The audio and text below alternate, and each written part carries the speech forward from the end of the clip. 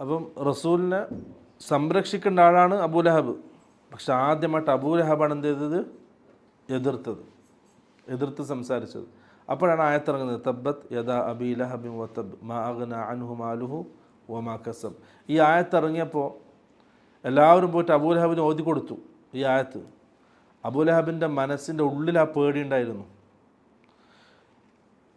ഓളത്തിന് എന്ത് ചെയ്തിട്ടില്ല. അതിനുശേഷം യുദ്ധത്തിന് പോകാൻ പേടിച്ചു. എവിടെയും പോകുന്നില്ല, വീട് വിട്ട് ഇറങ്ങുന്നില്ല. അങ്ങനെ പേടിയുണ്ടായിരുന്നു മനസ്സിൻ്റെ ഉള്ളിൽ. കാരണം ആ രീതിയിലുള്ള റസൂൽ സല്ലല്ലാഹു അലൈഹി വസല്ലം താക്കീത് കൊടുത്തത്.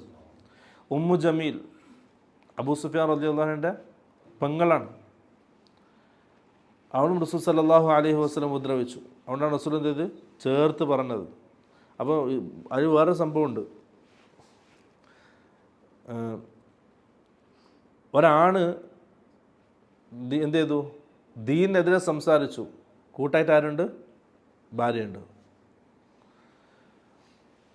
മറുപുറത്ത് റസൂൽ സല്ലല്ലാഹു അലൈഹി വസല്ലമ ഖദീജ റളിയല്ലാഹു അൻഹ വിവാഹം കഴിച്ചു, ദഅവത്ത് ആരംഭിച്ചു. എല്ലാ പ്രയാസങ്ങളും സഹിക്കേണ്ടി വന്നു.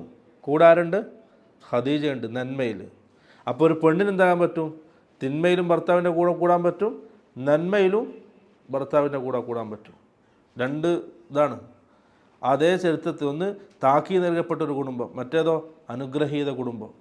റസൂൽ സല്ലല്ലാഹു അലൈഹി വസല്ലമയുടെ കൂടെ എല്ലാ രീതിയിലും ഖദീജ റളിയല്ലാഹു അൻഹ സഹകരിച്ചു. കല്യാണം കഴിക്കുന്ന സമയം വലിയ സമ്പന്നയായിരുന്നു ഖദീജ റളിയല്ലാഹു അൻഹ.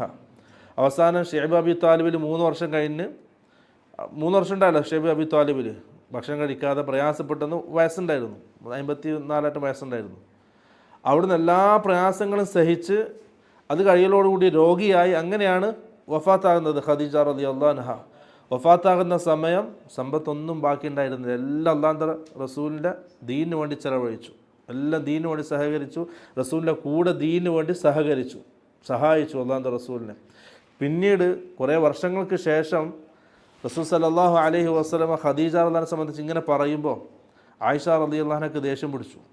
പറഞ്ഞു, ഖുറൈശി തറവാട്ടിലൊരു കിഴവിയെ സംബന്ധിച്ച് എന്തിനാണ് ഇങ്ങനെ അധികം സംസാരിക്കുന്നതെന്ന് വെച്ചു. അതിനേക്കാൾ നല്ല ഭാര്യമാർ അള്ളാഹു നിങ്ങൾക്ക് പകരം നൽകിയിട്ടില്ല എന്ന് പറഞ്ഞു. റസൂൽ സല്ലല്ലാഹു അലൈഹി വസല്ലം പറഞ്ഞു, യാ ആയിഷ മാ അബ്ദലനി അല്ലാഹു ഖൈറൻ മിൻഹാ. ഖദീജയേക്കാൾ നല്ലൊരു ഭാര്യയെ എനിക്ക് അള്ളാഹു പിന്നെ നൽകിയിട്ടില്ല. എന്നിട്ട് എടുത്തു പറഞ്ഞു എന്തൊക്കെ? ജനങ്ങളൊക്കെ എന്നെ നിഷേധിച്ചപ്പോൾ എൻ്റെ ഖദീജ എന്നെ സത്യപ്പെടുത്തി.